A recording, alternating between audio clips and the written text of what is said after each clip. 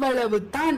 ஆத்திரமடைந்த பெரியாச்சி 4 கைகளுடன் கோரமான உருவை கொண்டு பயங்கரமான கண்களுடன் தன் சுய உருவை காட்டியபடி அங்கு அமர்ந்தாள்.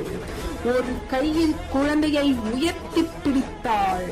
இன்னொரு கையினால் மன்னனின் மனைவியை தூக்கி தன் தொடை மீது வைத்துக் கொண்டு அவள் வயிற்றை கிழித்து அவள் உடலில் உட்பாகங்களை கடித்து தின்றாள். அதற்கிடையில் தன் அருகில் உருவிய வாளுடன் வந்த மன்னனை தன் காலடியில் தள்ளி அழுத்திக் கொன்றாள். அவன் படையினரை அவளது அடிமைகளான அசுரர்கள் துரத்தி கொன்றார்கள். இப்படியாக கொடுங்கோல் மன்னனின் கதையை அவன் வம்சத்தோடு முடித்ததும் ஆக்ரோஷமாக நின்று அவளை கை கூப்பி வணங்கி நின்ற மக்கள் அவள் கோபத்தை தணித்து